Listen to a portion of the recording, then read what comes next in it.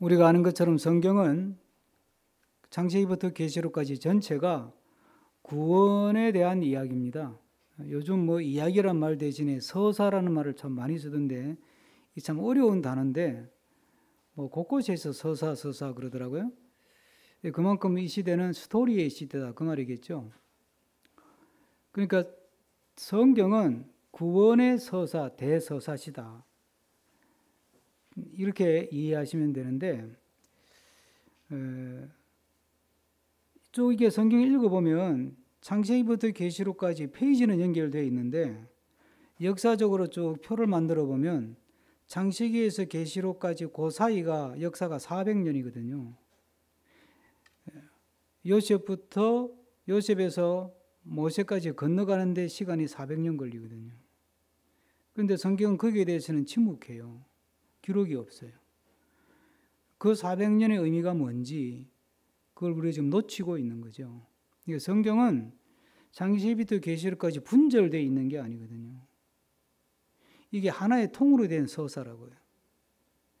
우리가 신학을 공부할 때도 제가 저희 교우들에게 강조하는 것 중에 하나가 너무 기독론 중심으로 가지 마라. 신론, 인론, 기독론, 성령론, 교회론 이게 신학 체계인데 이게 왜 이런 게 있겠습니까?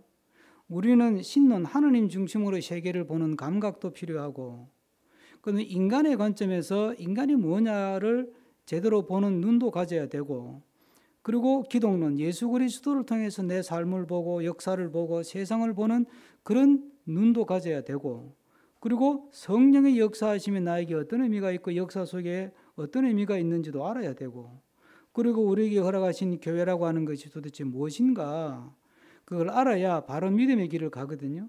그런데 한국 교회는 지나치게 이게 초기는 안 그런 것 같은데 선교 단체가 맹위를 떨치면서 나타난 현상이라고 저는 봐요.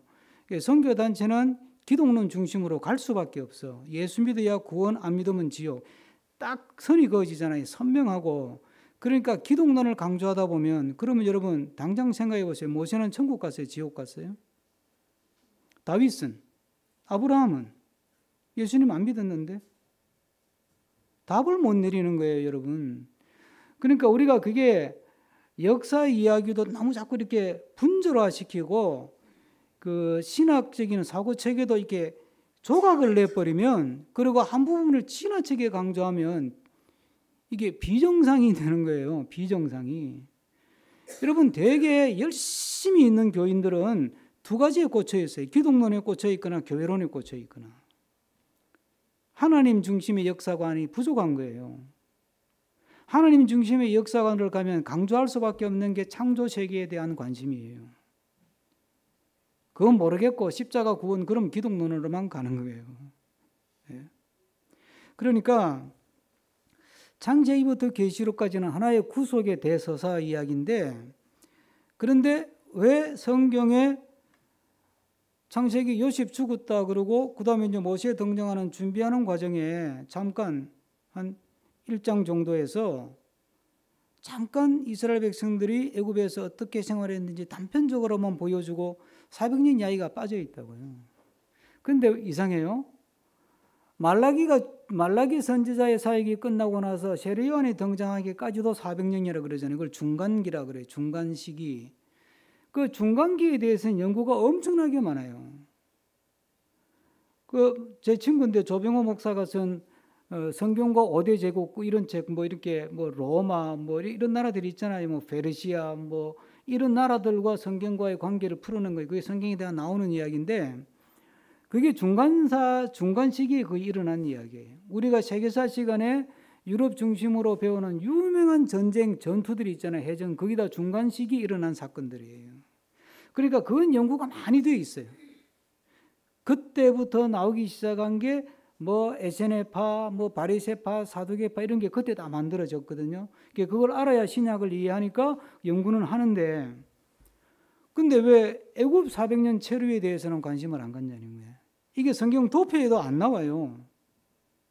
제가 그래서 이번에 이거 설교 준비를 오래전부터 하면서 성경 도표를 제가 갖고 있는 거 다 끄집어내보고 어디 가다가 기독교 서점에서 들러서 또 성경 도표를 찾아봤어요.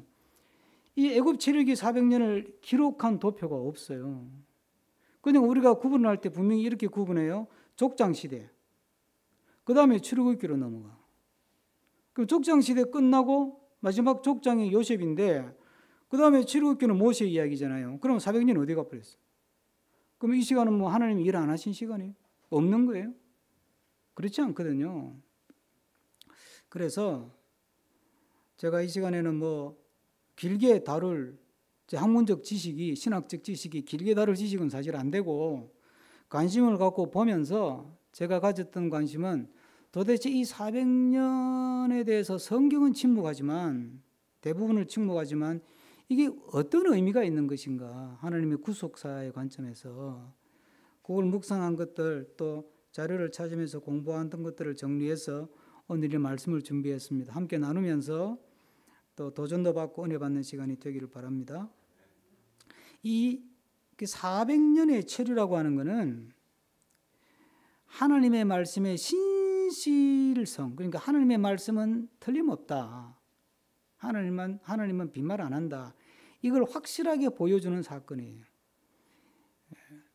갑자기 왜 이 말이 튀어나올까요? 자, 창세기 15장 13절로 갑니다. 하나님이 아브라함에게 하신 말씀이에요.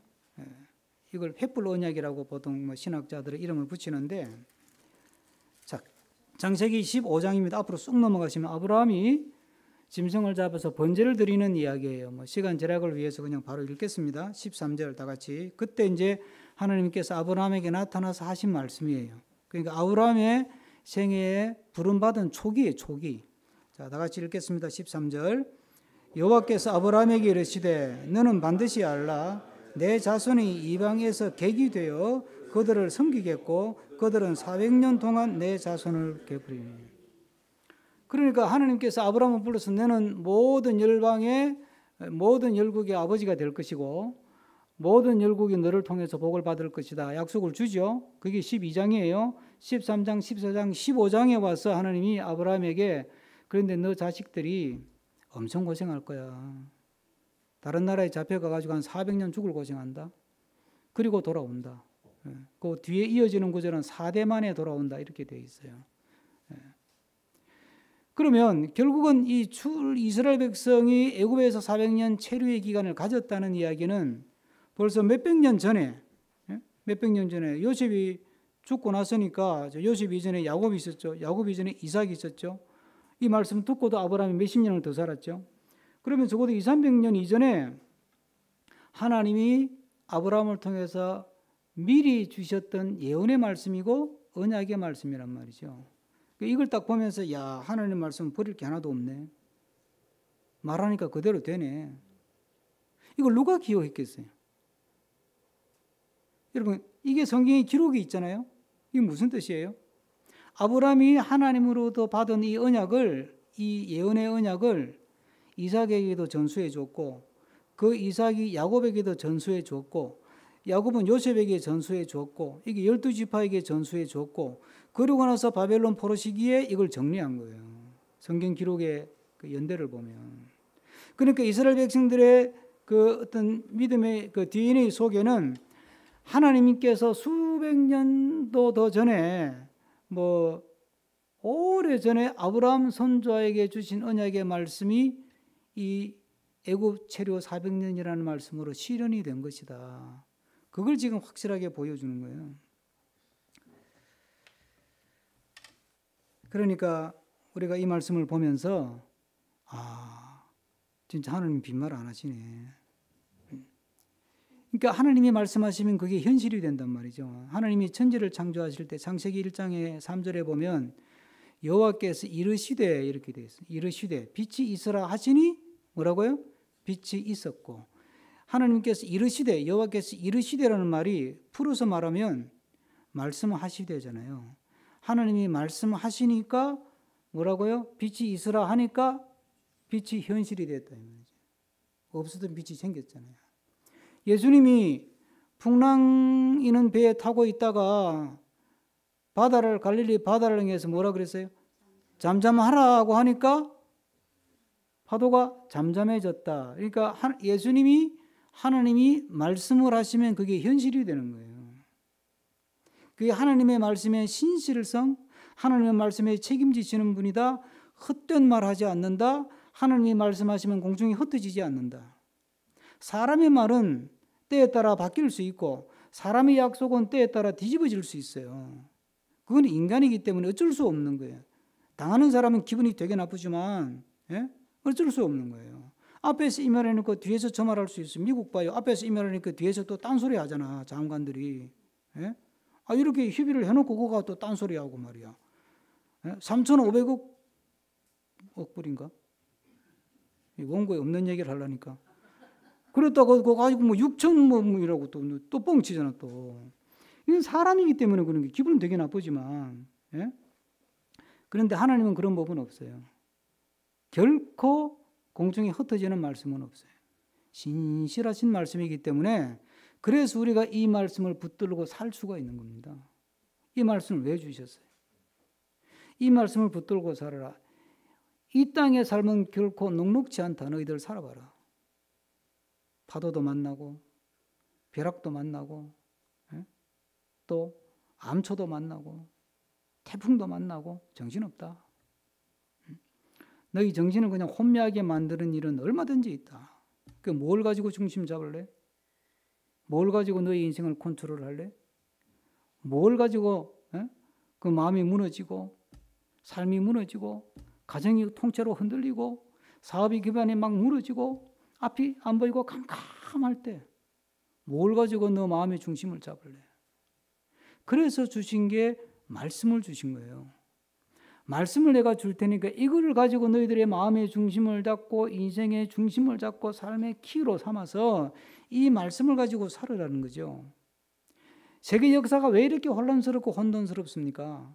정치인들이 정치를 뭘 잘못해서 그건 다 이게 뭐 외교, 뭐 세계 역사, 뭐 정치, 뭐 요즘 뭐 지정학적, 뭐 지경학이라는 말도 좀 쓰더라고요. 뭐 지정학과 경제학을 합쳐가지고 지경학적 뭐 이래가지고 막 어려운 얘기를 하는데 그거는 현상에 대한 설명이고요. 그 이면에 뭐가 있습니까?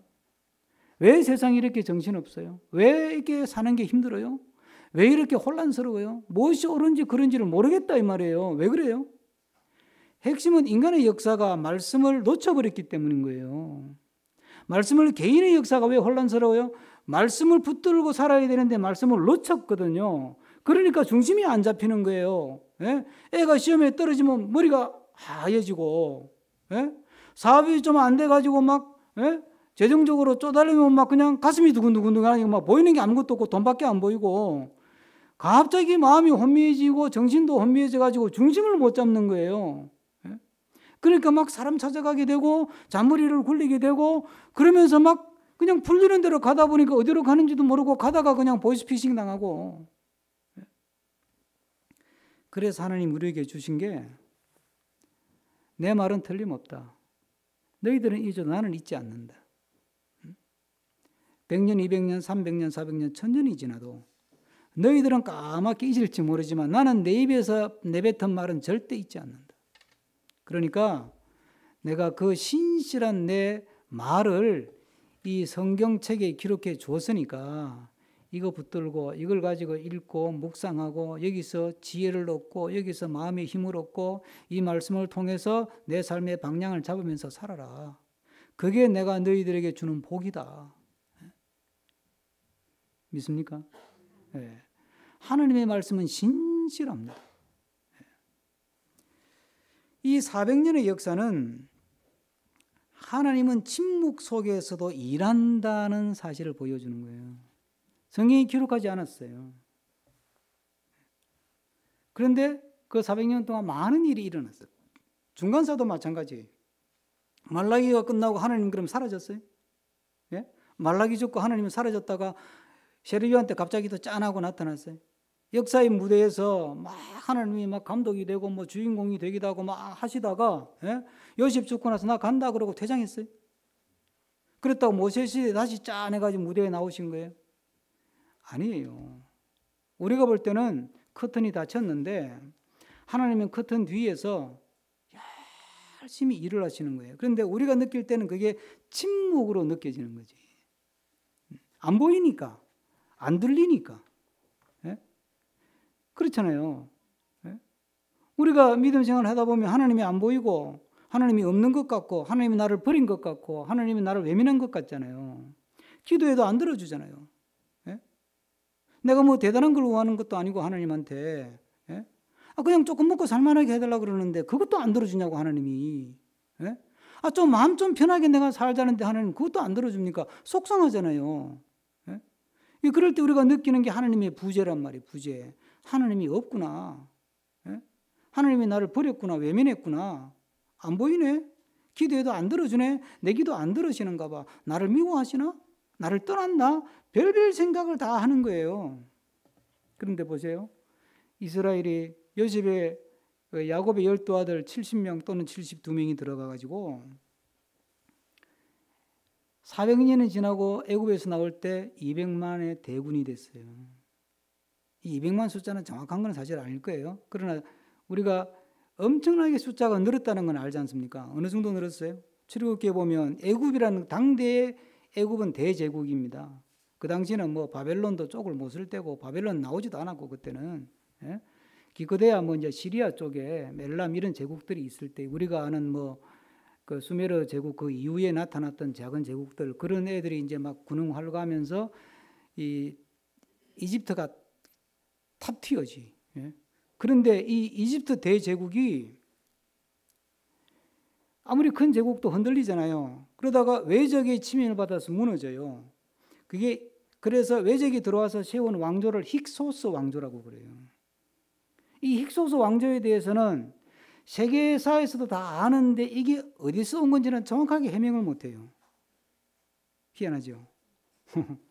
그런 게 두 개 있어요. 바다 민족이라는 것하고 그다음 힉소스. 이 힉소스가 도대체 이게 얘들은 어디서 와가지고 대제국 이집트를 잡아먹었을까요? 몰라. 어쨌든 모르는데 힉소스 왕조가 딱 생긴 게 원주민들이 왕조를 쫙 이어가다가 중간에 한 200년 정도 힉소스 왕조가 딱 끼어들어요. 그러다가 다시 이제 이집트 원주민들이 분기해가지고 탱천해가지고 의기투합해가지고 힉소스 왕조를 몰아내는 거예요. 그 힉소스 왕조 때 요셉이 총리를 한 거예요. 요셉도 이민족이니까. 이해가 되죠? 네. 그러니까 별별 일이 다 일어난다니까. 그 사이에.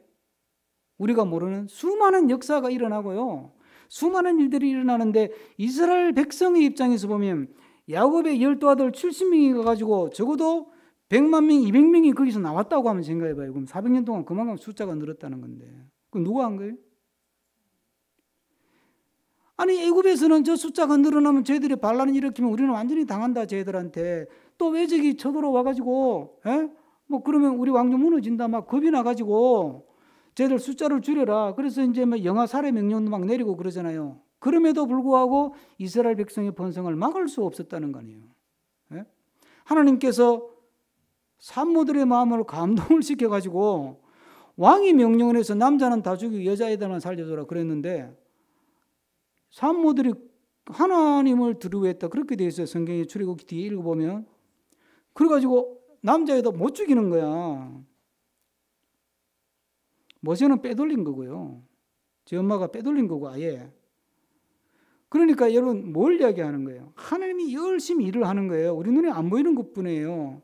그게 우리가 느낄 때는 하나님의 침묵인 거죠. 우리가 느낄 때는 하나님의 어떤 부재처럼 느끼는 거예요. 그래서 말틴 부버 같은 사람 이걸 신의 일식이라고 해서 신의 일식. 일식은 이게 가려지면 태양이 안 보이잖아요. 그럼 안 보이는 것뿐이지 태양이 없어졌어요? 안 보인다고 없는 건 아니지. 자, 그러니까 이 400년의 침묵은 우리가 모르는 아주 낯선 방식으로 하나님이 일하시는 방식이라는 거예요.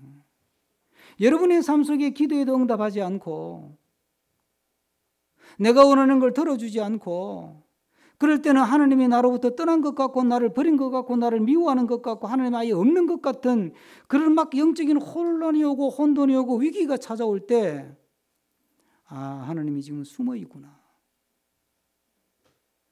하나님이 숨어 있구나. 예? 일식이 뭐예요?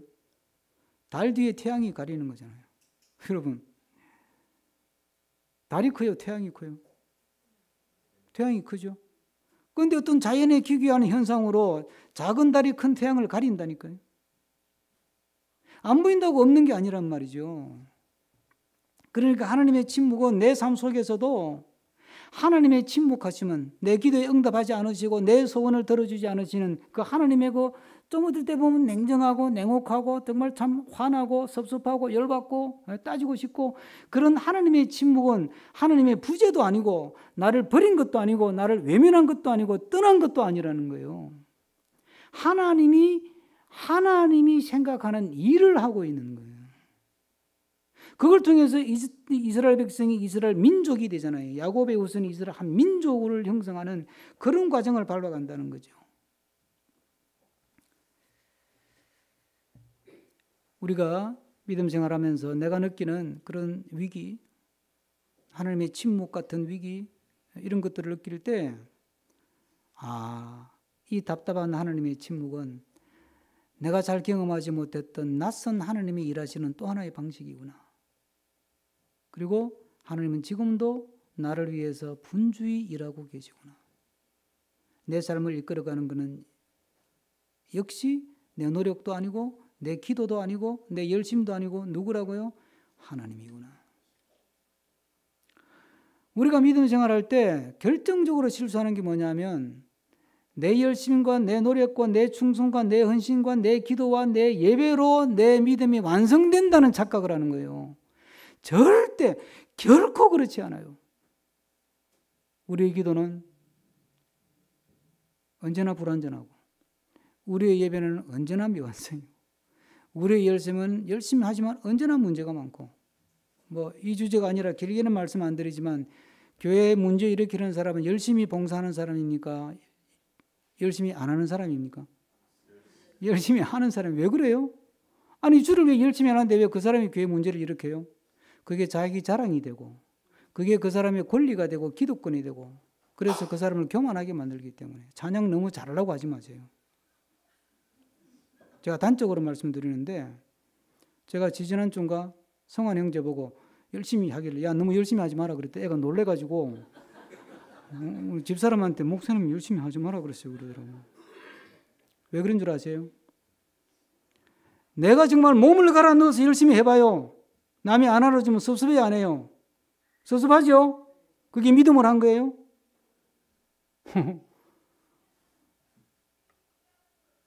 이 주제가 아니니까 더 이상 나가면 지금 시간이 모자라. 그러니까 찬양을 하더라도 조금 더 열심히 해가지고 조금 더 잘했어야 되는데 참 그게 좀 부족하네. 요래야 사람은 겸손해진다니까요. 그래야 기도를 해요. 아시겠어요? 이거 되게 중요한 신앙의 원리예요. 여러분이 아무리 열심히 기도하고 여러분이 아무리 열심히 예배를 드리고 여러분이 아무리 열심히 헌금을 하고 여러분이 아무리 열심히 전도를 해도 그걸로 여러분의 구원을 이룰 수 없습니다. 오직 주의 은혜가 주의 일하심이 하나님의 열심히 나를 만들어가고 나를 이끌어가는 줄로 믿습니다. 하나님의 침묵같이 보이는 그 순간에도 하나님의 열심은 멈춘 적이 없습니다. 하나님도 나를 돌아보지 않고 하나님도 나의 눈길도 안 주고 나는 오직 이 세상에 나홀로 외톨이야. 그렇게 느끼는 순간에도 하나님은 여러분과 함께 있었다는 사실이에요. 결코 우리는 하나님을 믿고 난 이후부터는 나 혼자 있었던 적이 없습니다. 내가 그렇게 느끼는 것뿐이지. 하나님의 침묵을 이해하지 못하고 낯선 방식으로 일하시는 하나님의 방법을 이해하지 못해서 왜 하나님 나 혼자 그냥 내버려 두십니까? 왜 나만 이렇게 나를 외롭게 힘들게 혼자 두십니까? 하나님 어디 계세요? 왜 안 보여주세요? 왜 응답하지 않으세요? 답답함은 알지만 여러분 혼자 있었던 거 아니에요. 때로는 여러분들을 업고 때로는 여러분들을 손을 잡고 갔고 때로는 여러분들이 주저앉았다가 일어날 때까지 옆에서 지켜보고 있었고 그게 성령 보혜사라는 뜻이에요. 보혜사라는 말이 뭡니까? 곁에서 함께 있다는 뜻이에요. 우리는 성령이 함께 한다면 당장 문제가 해결되는 것만 생각하는데 그것도 또 하나의 패턴이고 가장 중요한 하나님의 방법은 내가 느끼든 못 느끼든 내 곁에 함께 있어주는 거예요. 그게 하나님의 임마누엘의 은혜예요. 하나님은 침묵 속에도 나와 함께 하시고 나를 위해서 하나님이 하실 일을 열심히 하고 있다는 사실을 또 한번 확인하는 귀한 시간 되기를 바랍니다. 우리는 뭐 이렇게 생각해요. 또 내가 잘하고 잘못하면 이게 하나님이 나와 함께하는 거하고 관계가 있나? 내가 잘하면 함께 하시고 잘못하면 함께 안 하나? 이런 그런 거 있죠. 내가 열심히 하면 상 주시고 열심히 안 하면 벌 준다. 그런 하나님 믿지 마세요. 그 무슨 뭐 귀신도 아니고 잘 보인다고 복 주고 잘 안 보인다고 벌 줄 것 같으면 십자가의 죽음이 왜 필요해요? 은혜라는 말을 왜 씁니까? 하나님은 은혜롭고 자비가 풍성하고 노하기를 더디하시고 성경은 그럼 이빨린 소리예요. 여러분이 잘하고 잘못하고 관계가 없다니까. 예?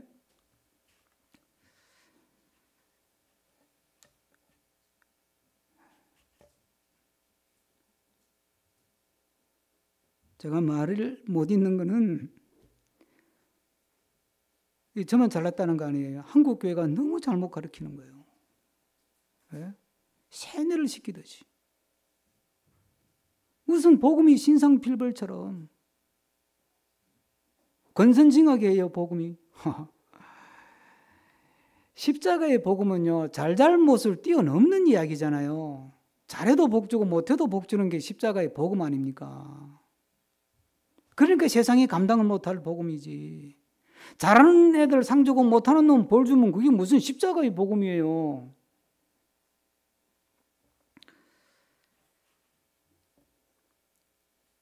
침묵 속에서 하나님은 지금도 여러분을 위해서 열심히 움직이고 계세요.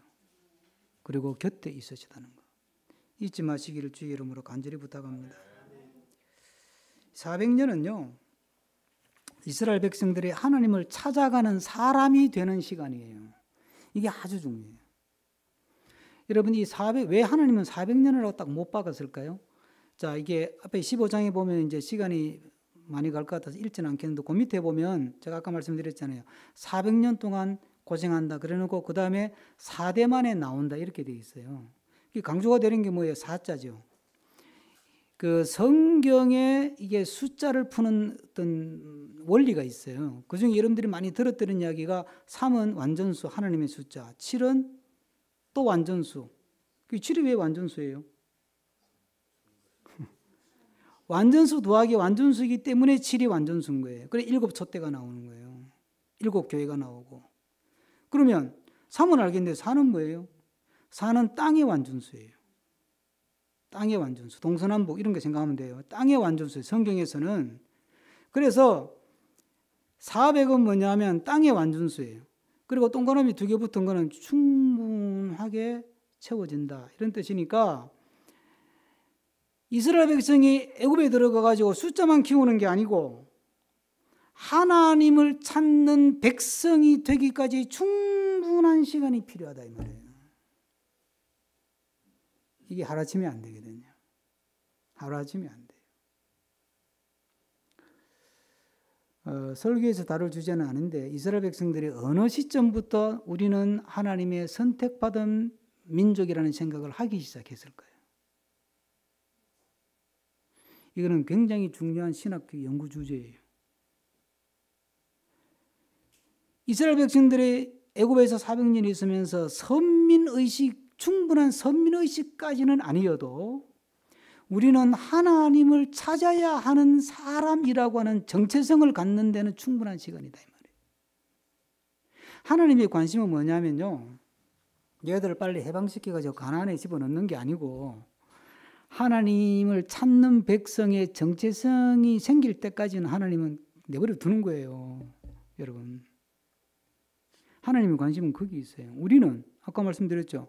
하나님 내가 무슨 잘 먹고 잘 살고 재벌 되려는 것도 아니고 우리 애들 좀 그래도 사람 구실하고 살게 해주시고 우리 가정도 좀 돈 걱정 안 하고 그냥 좀 편하게 이렇게 좀 살게 해달라는 정도 기도하는데 그것도 안 들어줍니까? 하나님 인식하게. 우리는 그런 마음 가지잖아요. 그죠? 당연하죠. 그런데 하나님은 나는 너가 이 세상에서 부자가 되든 가난하든 그건 크게 관심이 없다. 그래서 사도 바울이 깨달은 거 아니에요. 부활 때도 감사하고 비천할 때도 감사하고. 하나님 관심은 뭐예요?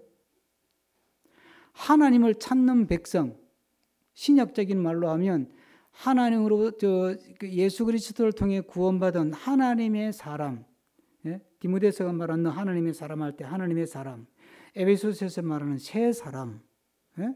고린도서가 말하는 새로운 피조물, 예?